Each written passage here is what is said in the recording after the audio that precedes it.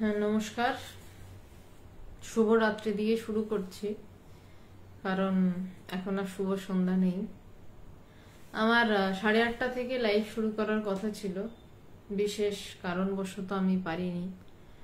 তো ভাবছিলাম আজকের দিনটা কি স্কিপ করে দেওয়া যায়, তারপর মনে হলো রাখা থাক লাইভটা, পরে যদি কারোর কোনো কাজে আসে আর কি। সাধারণত আমি লেট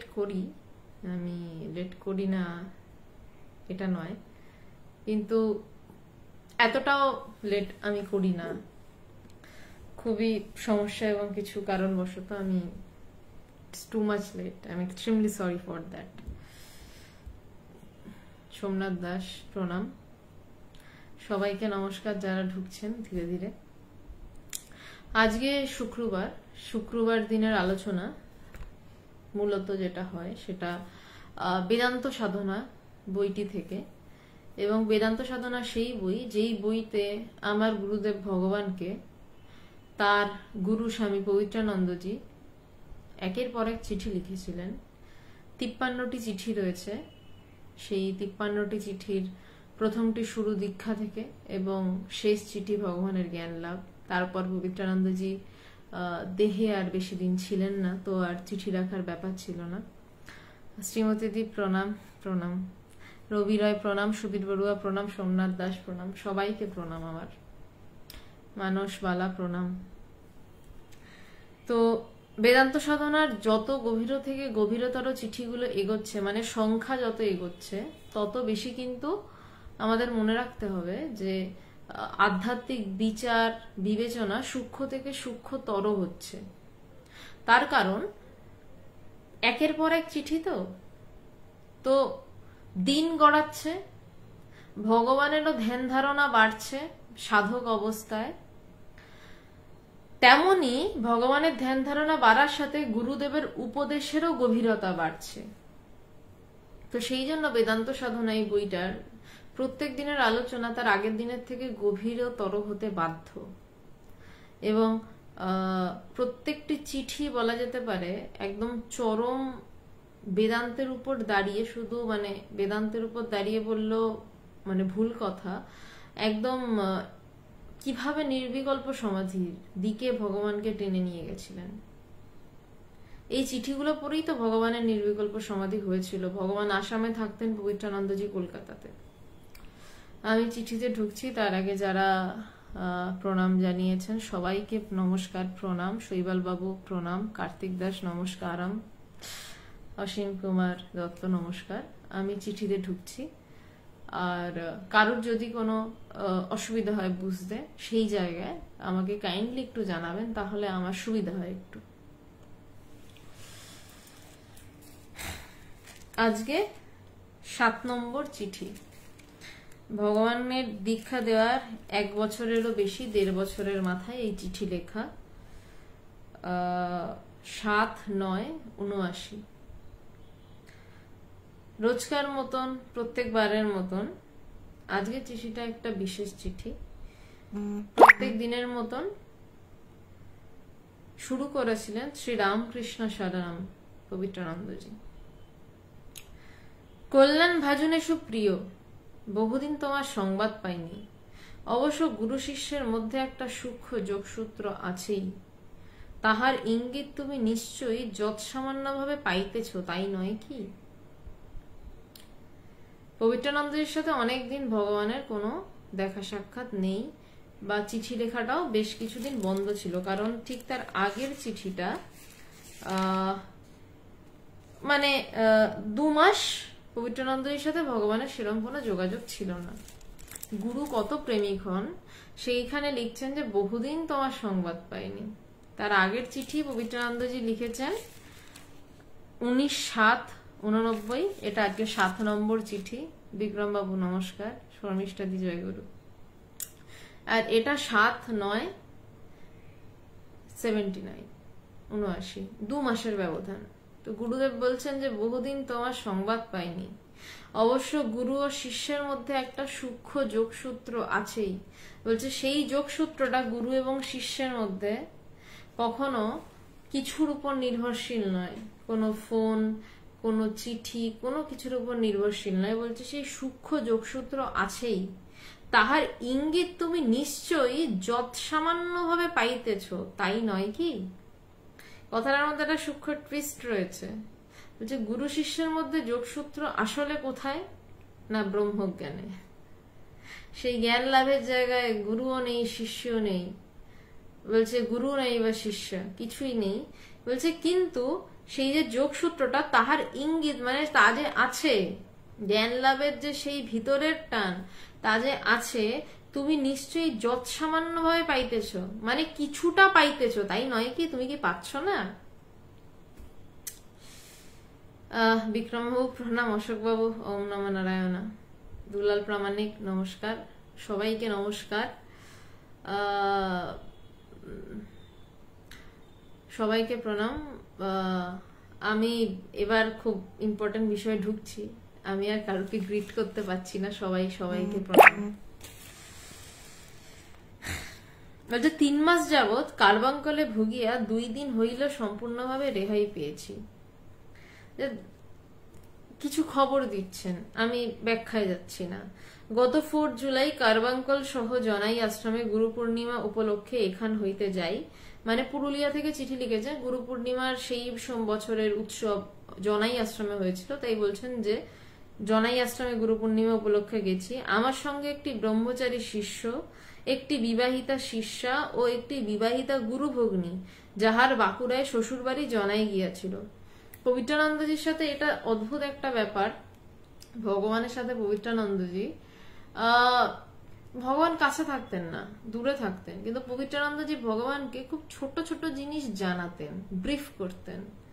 তিনি কোনো পত্রিকাতে কিছু লিখছেন, তিনি ভগবানকে জানাচ্ছেন আমি লিখেছি, তুমি জানিও তোমার কি মত। ভগবানের মতকে ভীষণ গুরুত্ব দিতেন পবিত্রানন্দজি। ছোট ছোট ক্ষেত্রে, এই যেমন এই কে গেছে সাথে, এই অদ্ভুত ছোট ছোট গল্পগুলো ভগবানের সাথে করতেন। এবং পবিত্রানন্দজির একটা বই আছে একতা, যেটা ইন্টারন্যাশনাল বেদান্ত সোসাইটির পাবলিকেশন থেকেই পরে প্রকাশিত।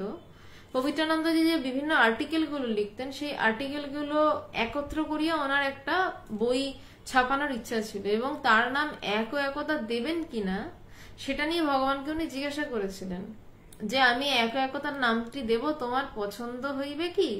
উনি এতটাই প্রাধান্য দিতেন এবং ভালোবাসতেন ভগবানকে। সে কিন্তু থাকতো আসাম, গুরুদেব থাকতেন পুরুলিয়া বা জনাই। কিন্তু ঠিক যদি শিষ্য হয়, যেই শিষ্য সত্যে দাঁড়ানো মানে যে ব্রহ্মজ্ঞানের জন্য পাগল, যার আর কিছু চাহিদা নেই, তাকে কিন্তু গুরু এরকম ভাবেই ভরসা করেন, তাকে কিন্তু গুরু এরকম ভাবেই বিশ্বাস করেন।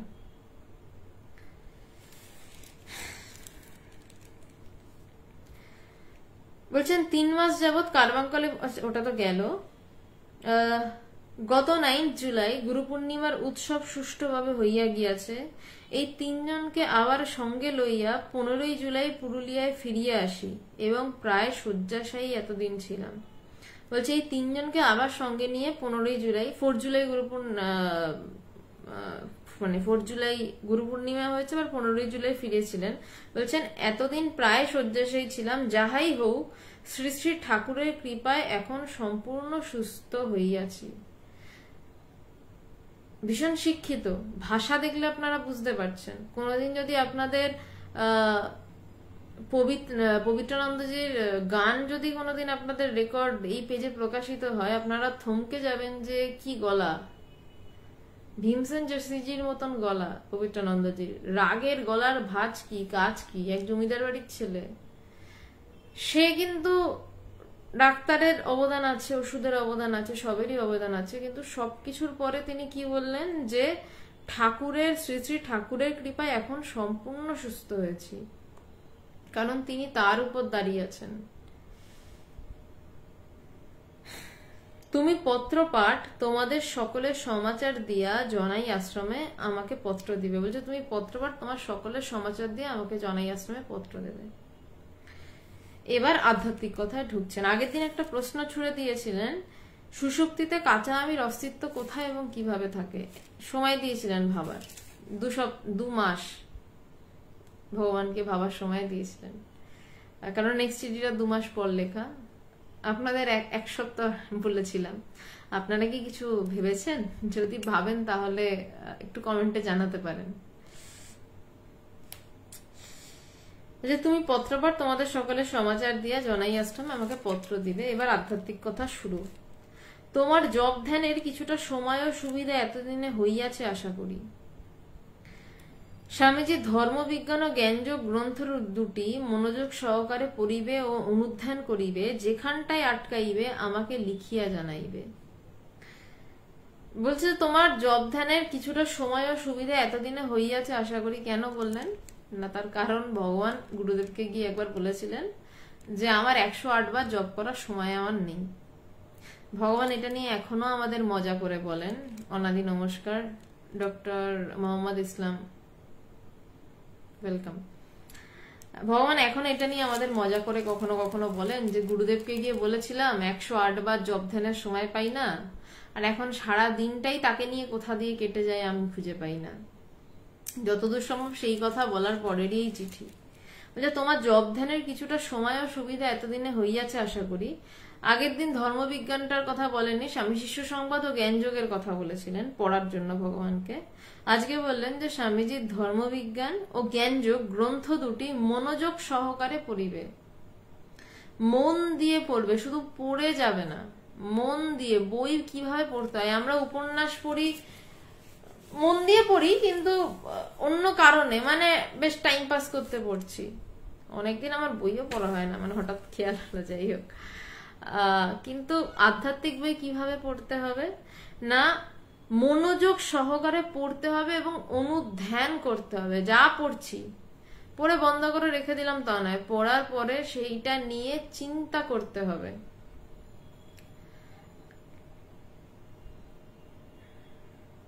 না দীপায়ন, প্রশ্ন ছিল সুষুপ্তিতে কাঁচা আমির অস্তিত্ব কোথায় এবং কিভাবে থাকে। আবার প্রশ্নটা বলে দিই, সুষুপ্তিতে কাঁচা আমির অস্তিত্ব কোথায় এবং কিভাবে থাকে। তো বলছে যে আধ্যাত্মিক বই পড়বে, সেই দুটো বইয়ের নাম বলে দিচ্ছেন। এবং ভগবান পরে, মানে বহু পরে, বছর 4-5 আগে একবার আমাকে বলেছিলেন যে তখন আমাকে, মানে এই সাধনার পিরিয়ডে আমাকে গুরুদেব যে বইগুলো পড়তে বলতেন আমি সেই বইগুলো পড়তাম, আর গুরুদেবের চিঠি নিয়ে পড়ে থাকতাম, বেশি বই পড়িনি। আমি তো বললাম তাহলে তুমি এই যে এত বই, ভগবানের লাইব্রেরিতে দেখেছিলাম প্রচুর বই, বললাম তুমি এগুলো পড়লে কখন? তো বললো আগে পড়েছি গুরুদেবের কাছে যাওয়ার আগে, আর পড়েছি জ্ঞান লাভের পরে। তখন আর পড়ার বেশি দরকার হতো না, নিয়ে দেখতাম যে হ্যাঁ এটা তো আমার বোঝা। কারণ যে কথা লেখা আছে সেটা তো অনুভব থেকেই লেখা, যার বোধে বোধ হয়ে গেছে সে আর আলাদা করে কি দেখতে যাবে, কি বা পড়তে যাবে। তো বলছেন যে বই দুটো কেমন করে পড়বে সেটাও বলে দিচ্ছেন গুরু। বলছে পড়বে, মনোযোগ সহকারে পড়বে এবং সেটার অনুধ্যান করবে, এটা ইম্পর্টেন্ট। বলছে সেটা নিয়ে চিন্তা করবে, মনের মধ্যে চিন্তা বারবার রোলিং, যে আমি এটা পড়েছি, তো এবার চিন্তাটা চালাবে। যেখানটায় আটকাইবে আমাকে লিখিয়া জানাইবে। বলছে যেখানে আটকাবে, যেই জায়গাতেই আটকাবে সেখানটাতেই আমাকে লিখে জানাবে। কখন না, বারবার অনুধ্যানের পর। এই পড়তে গিয়ে বুঝতে পারলাম না, মানে আমার বুদ্ধি বুঝতে পারলো না, চট করে আমি কিছু একটা ইয়ে করে দিলাম, লিখে জানিয়ে দিলাম, তা নয়। বলছে মনোযোগ দিয়ে পড়বে, অনুধ্যান করবে এবং যেখানে আটকাবে তারপর আমাকে লিখে জানাবে। সুষুপ্তিতে মন থাকে কিনা এবং যদি থাকে তো কিভাবে থাকে এবং থাকিবা স্থানটি বা কিরূপ, এগুলি বিচার করিবে। সুষুপ্তিতে মানে একদম গভীর ঘুমে, গভীর ঘুমে মন থাকে কি, এবং যদি থাকে তাহলে কিভাবে থাকে, এবং থাকিবা স্থানটি বা কিরূপ, যে এগুলো বিচার করিবে। এগুলো যেহেতু আমি চিঠিটা ধরে এগোচ্ছি তাই জন্য এগুলো আমার বলাটা খুব একটা শোভা পায় না। এই প্রশ্নগুলো তুলে দিচ্ছেন পবিত্রানন্দজি, কারণ যাতে বিচারের তরবারিটা ধারালো হয়। ভগবানের সামনে এই প্রশ্নগুলো দিচ্ছে যাতে এটা নিয়ে চিন্তা হয়।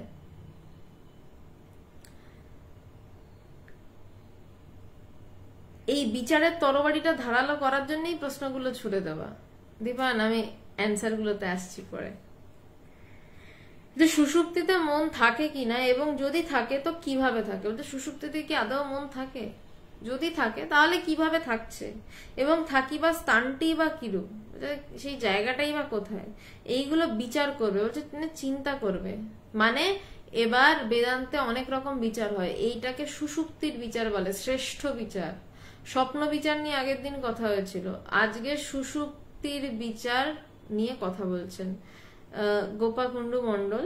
লাইনটা বলছেন যে সুষুপ্তিতে মন থাকে কি না, সুষুপ্তি মানে গভীর ঘুমে আমাদের কি আদৌ মন থাকে, এবং যদি থাকে তাহলে কিভাবে থাকে, এবং থাকিবার স্থানটি বা কিরূপ, মানে কিভাবে থাকে আর কোথায় থাকে, এইগুলি বিচার করিবে। সুষুপ্তি ও মৃত্যুর মধ্যে ডিফারেন্স কি। সুষুপ্তি গভীর ঘুম, যেখানে আমি জানিও না আমি ছেলে না মেয়ে, বারবার আমি এটা বলি। উত্তর আমি না দেওয়ারই চেষ্টা করব, একটু চিন্তা করুন না, উত্তর দিয়ে দিলে তো গল্প শেষ। যাই হোক, তো বলছে সুষুপ্তির মধ্যে ও মৃত্যুর মধ্যে পার্থক্য কি। বলছে সুষুপ্তি মানে গভীর ঘুম, যেখানে আমি জানি না আমি কোথায়, আমি ছেলে না মেয়ে, আমি কে। বলছে সেটা আর মৃত্যু একভাবে ওরকম ভাবে পড়ে আছি। বলছে এটার মধ্যে ডিফারেন্স কি, মূর্ছা কাহাকে বলে, মানে অজ্ঞান হয়ে যাওয়া কাহাকে বলে। এই উত্তরগুলো পরের দিনেরও অনেকদিন পর পবিত্রানন্দ যে উত্তরগুলো দিয়েছিলেন। যাই হোক, সেই সময় যখন যাব সেই সময় উত্তরগুলো দেব, তার আগে নয়। সেই সময় ততদিন অব্দি একটু এই চিন্তাগুলো মনের মধ্যে ঘুরতে থাক না, অসুবিধা কি। বলছে স্বপ্নকালে স্বপ্নদৃষ্ট বস্তু সত্য বটে, কিন্তু স্বপ্নভঙ্গে অর্থাৎ জাগ্রতাবস্থায় স্বপ্ন ও স্বপ্নদৃষ্ট বস্তু কেন মিথ্যা বলিয়া প্রতিপন্ন হয়। আবার লাইনটা পড়ছি। বলছে স্বপ্নকালে স্বপ্নদৃষ্ট বস্তু সত্য বটে, মানে আমি স্বপ্ন দেখছি আমাকে সাপে তাড়া করেছে, আমি ভীষণ ভয় পাচ্ছি। বলছে স্বপ্নকালে আমার ওই সাপ সত্য, আমার ভয় সত্য, সব সত্য, কিন্তু স্বপ্নভঙ্গে আমি করে হয়তো চিৎকার করলাম, পাশ থেকে কেউ ধাক্কা মেরে তুলে দিল, এই ওঠ। বলছে কিন্তু স্বপ্নভঙ্গে অর্থাৎ জাগ্রত অবস্থায় স্বপ্ন ও স্বপ্নদৃষ্ট বস্তু কেন মিথ্যা বলে প্রতিপন্ন হয়, কেন প্রতিপন্ন হচ্ছে। যেটা আমাকে ভয় দেখালো, যেটার জন্য আমার মানে আমি আতঙ্কিত হলাম, সেটা আমার কাছে এত সত্য, যেই জেগে উঠলাম সেটা মিথ্যা হয়ে গেল। যে তাহা হইলে জাগ্রত, স্বপ্ন ও সুষুপ্তি এই তিন অবস্থার সাক্ষী কে। এবার যেই জেগে উঠলাম, জেগে ওঠার সাথে সাথে তো আমার কাছে স্বপ্নের সব মিথ্যা। তখন আছে বাহ, এই সাপটাপ নেই কোথাও, আচ্ছা মানে আমি আচ্ছা ঠিক আছে ভয়ের স্বপ্ন দেখছিলাম। এবং কিছুক্ষণ আমাদের লাগে ওই রেশটা থেকে বেরোতে, আমরা বুঝি বাড়িতে, তারপরেও ওই রেশটা কাটতে আমাদের কিছুক্ষণ সময় লেগে যায়। বলছে তাহা হইলে জাগ্রত, স্বপ্ন এবং সুষুপ্তি তিন অবস্থার সাক্ষীকে। বলছে যদি তাই হয় তাহলে জাগ্রত, এই যে কথা বলছি, সেই যখন আমি স্বপ্ন দেখছি এবং ভয় পাচ্ছি সাপ আমাকে তাড়া করছে, এবং যখন একদম গভীর ঘুমে, যখন আমি জানিও না আমি ছেলে না মেয়ে, এইটুকু বোঝার ক্ষমতা আমার নেই, কিন্তু ঘুম থেকে উঠে আমরা বলি আজকে দারুণ ঘুমিয়েছি, অনেক দিন পর এরকম একটা ঘুমালাম। আমরা সবাই বলি কিন্তু গভীর ঘুম থেকে উঠে। তো সে কে আমাকে এই অনুভূতিটা দিল, দারুণ ঘুমালাম, যেখানে আমি জানতামই না ঘুমানোর সময় আমি কে, আমি ছেলে না মেয়ে। আমি তৃষিতা সেন তো অনেক অনেক পরের গল্প। আমার নামধাম পরিচয় দূরস্থ, আমার লিঙ্গই বিলুপ্ত হয়ে গেছিল, আমার পাশে কে জানি না, জায়গা জানি না। বলছে এই তিন অবস্থার সাক্ষী কে, এই সাক্ষী কি এই তিন অবস্থাকে প্রত্যক্ষ করিতেছেন না। বলছে এই সাক্ষীটাই কি, আমার এই যে কথা বলা জাগ্রত সে আছে, যখন স্বপ্ন, যখন সাপ তাড়া করছে আমি ভয় পাচ্ছি, সেও কিন্তু তখনও রয়েছে, সেও দেখছে। আবার যখন ডিপ স্লিপের থেকে যখন উঠে আমি বলছি কি ভালো ঘুমালাম, তার মানে সেই সময়ও কিন্তু সে ছিল।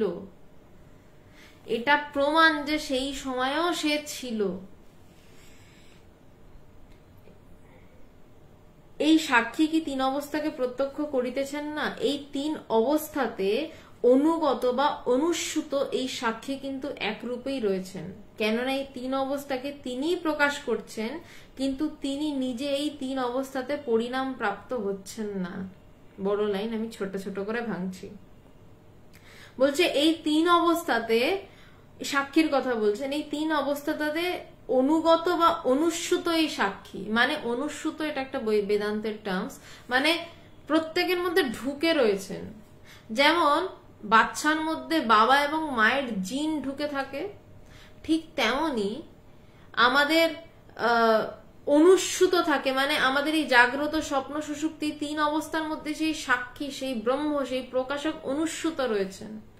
বলছেন সেই অনুগত বা অনুস্যুত এই সাক্ষী কিন্তু একরূপী আছেন। বলছে তিনি কিন্তু একরূপী। জাগ্রত অবস্থায় আমরা লাফাতে পারি, ঝাঁপাতে পারি, যা খুশি তাই করতে পারি, কিন্তু কেউ একটা জানে যে সে লাফিয়েছে, ঝাঁপিয়েছে। আপনারা বলবেন আপনার মন, কিন্তু আপনার মনটা ঠিক 10 মিনিট আগে এক্স্যাক্টলি কি চিন্তা করছিল আপনার মন তো জানে না, তাহলে আপনার মন কি করে জানছে? কিন্তু কেউ একজন জানে সে চিন্তা ভাবনা করছে, এটা করেছে, ওটা করেছে, সেটা করেছে। স্বপ্ন অবস্থাতেও কেউ একজন জানছে, গভীর ঘুমেও কেউ একজন জানছে। বলছে এই তিন অবস্থার ভিতরে অনুগত বা অনুস্যুত এই সাক্ষী কিন্তু একরূপী আছেন, একরকম রূপ ভাবেই রয়েছেন। কেননা এই তিন অবস্থাকে তিনি প্রকাশ করছেন।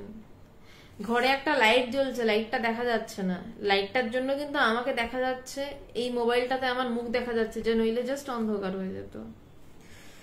বলছে এই তিন অবস্থাকে তিনিই প্রকাশ করছেন, তিনি আছেন বলেই এই তিন অবস্থা। আপনি হাড়ির মধ্যে ডাল চাল সব দিতে পারেন, দিয়ে উনুনের উপর বসিয়ে দিতে পারেন, ডাল চাল ফুটবে? ফোটার জন্য কি করতে হবে? নিচে, হাড়ির নিচে আগুন জ্বালিয়ে দিতে হবে। কিছুক্ষণ পর ডাল চালগুলো ফুটতে থাকছে, তারপর আবার আগুন বন্ধ, ডাল চালের ফোটাও বন্ধ। এই কিন্তু আগুনের সাথে কি ওই ডাল চালের প্রত্যক্ষ কোনো সম্পর্ক হলো? পরোক্ষ একটা ব্যাপার, কিন্তু সে সবার থেকে আলাদা।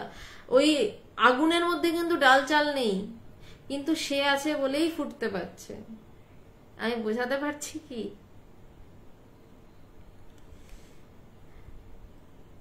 বলছে যে ওই আগুনটার সাথে কিন্তু তার সম্পর্ক নেই, তেমনি ব্রহ্মের সাথে এই জাগ্রত, স্বপ্ন, সুষুপ্তি তিনটে অবস্থারই কোনো সম্পর্ক নেই। বলছে কিন্তু তিনি নিজে তিন অবস্থাতে পরিণাম প্রাপ্ত হচ্ছেন না।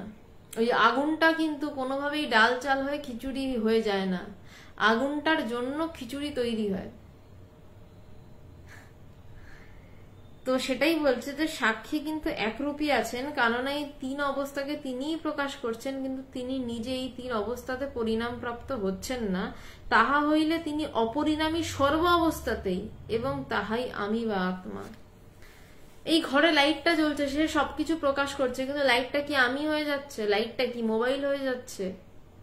হচ্ছে না তো।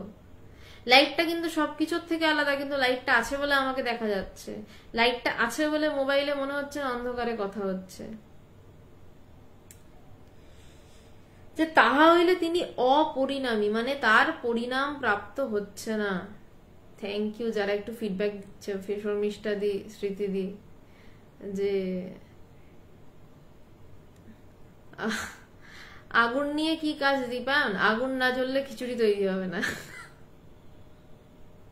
এটাই কাজ। জগৎ তোমাকে নাচানাচি করাতে পারে, খিচুড়িতে জিভ পুড়িয়েও দিতে পারে, কিন্তু আগুনটা না থাকলে তো ওটাই তৈরি হবে না, খিচুড়িটাই তৈরি হবে না। আগুন না থাকলে তুমি নেই, তুমি না থাকলে জগৎ নেই। তো আগুনটাকে দরকার, আগুনটা খোঁজো। তাহা হইলে তিনি অপরিণামী সর্ব অবস্থাতে, এবং তাহাই আমি বা আত্মা। অপরিণামী মানে কোনো অবস্থাতেই পরিণাম প্রাপ্ত হচ্ছে না, কোনো অবস্থাতেই সে পরিণাম প্রাপ্ত হচ্ছে না, এবং তাহাই আমি বা আত্মা।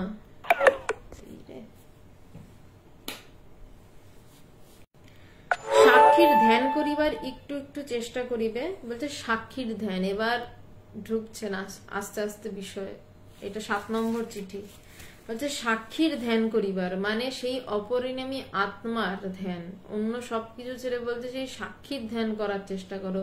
কে জ্বলছে ভিতরে, কে সবকিছুর প্রকাশক, তাকে একটু একটু চেষ্টা করো।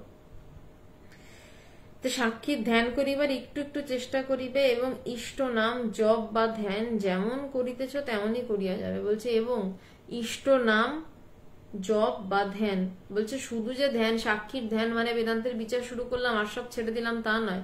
বলছে তার সঙ্গে ইষ্ট নাম জপ এবং ধ্যান যেমন করছো, মানে যে নাম দিয়েছিলেন পবিত্রানন্দজি ভগবানকে, সেই নামটা জপ এবং ধ্যান, সাক্ষীর ধ্যান করার একটু একটু চেষ্টা করতে বলেছেন, কারণ সবে শুরু। বলছে তাছাড়া এমনি ধ্যান যেমন করছো তেমনই করিয়া যাবে। আমিও নতুন ব্রহ্মচারী সহ 8 দিনের মধ্যে জনাই যাইতেছি। দুর্গাপূজায় যদি এদিকে আসো তো জানাইবে, শুভেচ্ছা জানিবে ইতি বাবা। এই শুরু হলো একটা নতুন সম্পর্ক।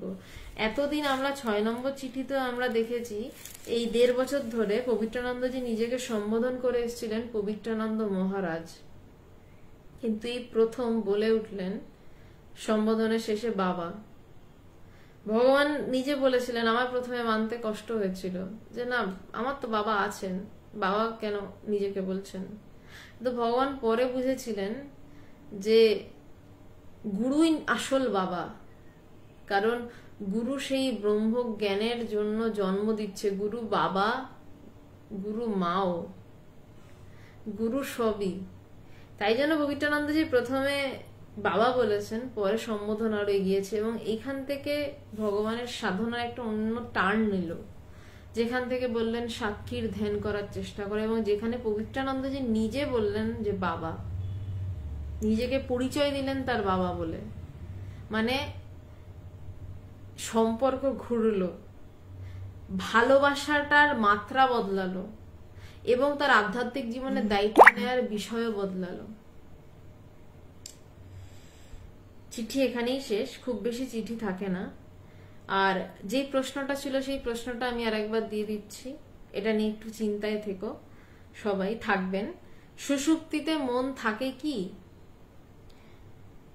যদি থাকে কিভাবে থাকে, এবং থাকিবা স্থানটি বা কিরূপ? এবং আগের দিনের প্রশ্ন ছিল সুষুপ্তিতেই কাঁচা আমির অস্তিত্ব কোথায় এবং কিভাবে থাকে। আজকে এই অবধি থাক। এবার যা যা অ্যান্সার এসছে বা প্রশ্ন এসছে আমি সেইগুলো নিয়ে কথা বলছি।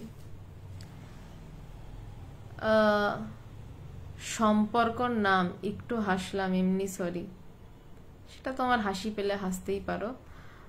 প্রথম প্রাথমিক সম্পর্ক লাগে, সম্পর্কের নাম লাগে, শেষে গিয়ে কিছুই লাগে না।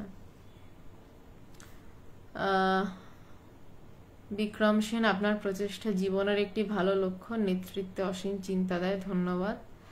দীপায়ন, সে তো এমনিই জ্বলবে, আগুন এমনিই জ্বলছে, কিন্তু একটা সময় বুঝতে হবে যে আগুনটা জ্বলছে।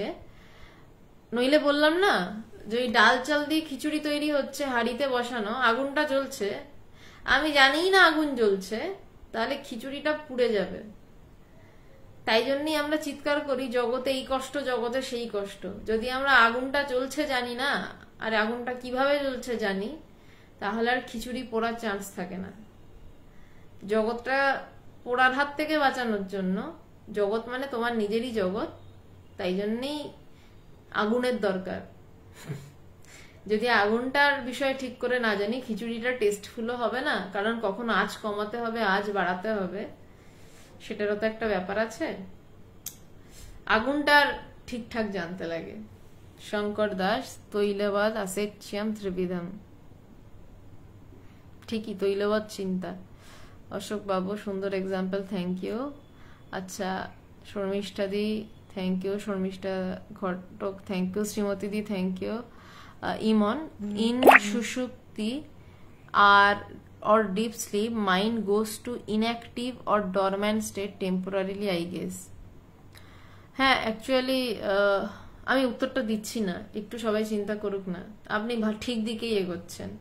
সুষুপ্তিতে শুধু এটুকুই বলতে পারি মন থাকে, কারণ সুষুপ্তি থেকে যেই আমরা উঠে আসি তখনই হাজারটা জগতের বিষয় আমাদের মধ্যে আসে। যেই আমরা সুষুপ্তি থেকে উঠলাম সেই আমরা প্রথমে ছেলে হলাম বা মেয়ে হলাম, তারপর আমরা আমাদের নাম পরিচয় সব খুঁজে পেলাম, মানে মনটা এলো। মনটা মরে না সুষুপ্তিতে, কোথাও একটা থাকে। আপনি ঠিক ওয়েতেই এগোচ্ছেন ইমন ভট্টাচার্য।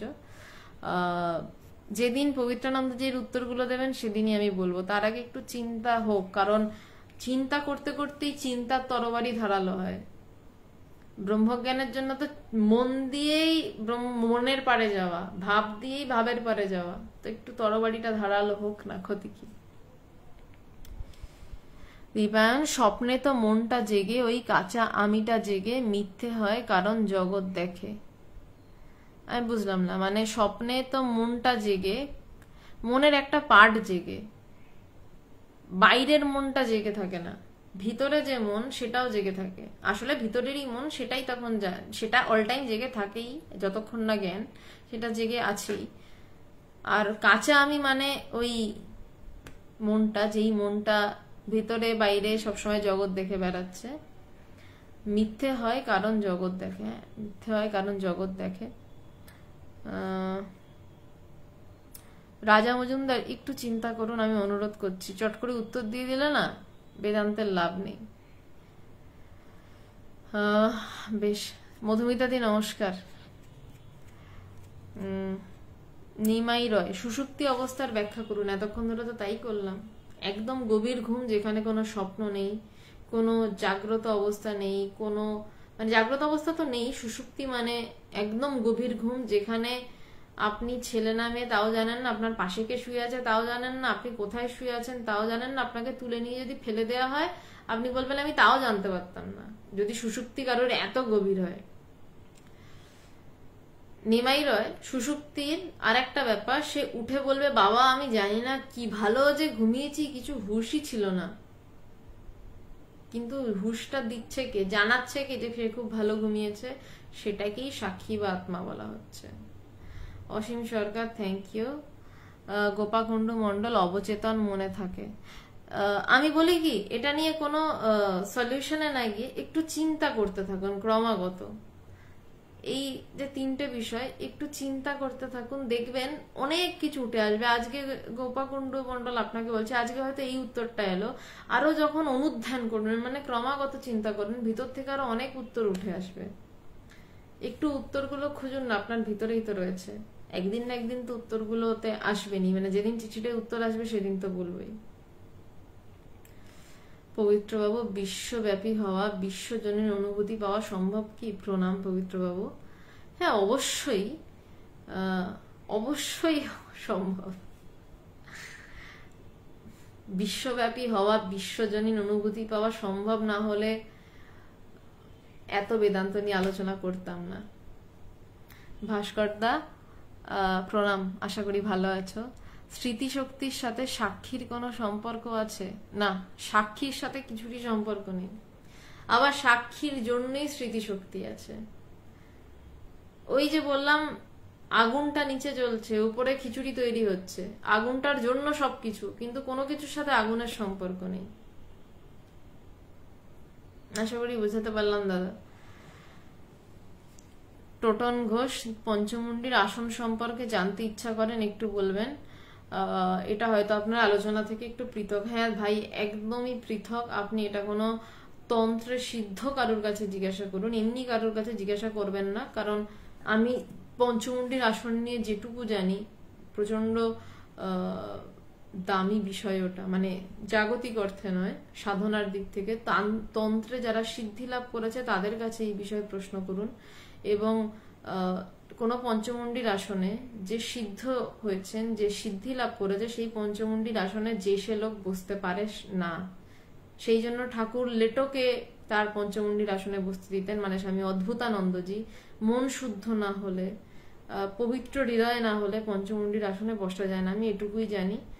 আর বাকিটা আপনি কোনো সিদ্ধ তান্ত্রিকের থেকে জিজ্ঞাসা করবেন, যার তার থেকে নয়। রাজা মজুমদার, হ্যাঁ, অপেক্ষার থেকে বেশি চিন্তায় থাকুন। Thank you so much. Shankar Das, সুষুপ্তিকে বোধ রাখার উপায় উপলব্ধি করেছো কি, জানতে চাই। আমার কোনো উপলব্ধির উত্তর তো আমি অবশ্যই এখানে দেব না, অনলাইনে দেব না। আমি কোনো উপলব্ধির বোধ বলার জন্য অনলাইনে আসিনি। আমার কিছু বলার আছে এই বেদান্ত নিয়ে, সেটুকুই বলতে এসেছি। তবে হ্যাঁ, সুষুপ্তিতেও বোধ রাখা যায়, এটুকু বলতে পারি। আজকে তাহলে এই অবধি থাক। এমনি বেশ কিছু সমস্যার জন্য আমার নিজস্ব কিছু অনেক 1 ঘন্টা লেটে ঢুকেছি। আচ্ছা, আর একটা বিষয় জানিয়ে রাখি, রোববার দিন, হ্যাঁ শ্রীমতী আগুনটাই পরম ব্রহ্ম, রোববার দিন আমার বাড়িতে 2 সপ্তাহ আলোচনা বন্ধ ছিল সরল পঞ্চদশী থেকে, যতদূর সম্ভব, হয়তো নয়, এই দিন বেশ কিছু নতুন মানুষ আসছেন, হয়তো স্বামীজির কিছু নিয়ে আলোচনা হবে, বা সরল পঞ্চদশী থেকে মানে বেদান্ত নিয়ে আলোচনা হবে আমার বাড়িতে সোনারপুরে। বেদান্তে আগ্রহী যে কেউ আসতে পারেন, যে কেউ। অনেকেই জিজ্ঞাসা করেন ছেলেরা আসতে পারে কি, কারণ আমি মেয়ে, তার বাড়ি। বেদান্তের বিষয়ে যে আগ্রহী, সেখানে ছেলে মেয়ের কোনো বিষয় নেই, অবশ্যই আসতে পারেন, এটাই ব্যাপার। আর বিকেল 5:30 থেকে আলোচনা, হার্ডলি 7টা-7টা-15-র মধ্যে শেষ হয়ে যায়। বলা থাকলো সবাইকে, যদি চান আসতে পারেন। অসীম সরকার, শুদ্ধ মনের লক্ষণ, যেই মন সারাক্ষণ ব্রহ্মচিন্তন করছে এবং যেই মন সারাক্ষণ নিজেকে বোধ করতে চাইছে, নিজেকে অনুভব করতে চাইছে, সেটাই শুদ্ধ মনের লক্ষণ। বাকি যা চিন্তা সবই অশুদ্ধ মনের লক্ষণ। একটু কড়া উত্তর, কিন্তু এটাই উত্তর। প্রভাস সরকার, আমি আপনাকে চিনি না প্রভাস, আপনি সম্বোধনটাই উচিত ছিল। আমি ভালো আছি, আপনি আশা করি ভালো আছেন। যেহেতু আপনি চেনেন না, অচেনা কাউকে তুমি সম্বোধনটা হয়তো যায় না। আজকে তাহলে এই অবধিই থাক। প্রণাম সবাইকে, প্রণাম। সোমবার আবার অনলাইনে আলোচনা রয়েছে স্বামী শিষ্য সংবাদের 8:30 থেকে। অবশ্যই 8:30-র মধ্যে আলোচনা শুরু করার চেষ্টা করব।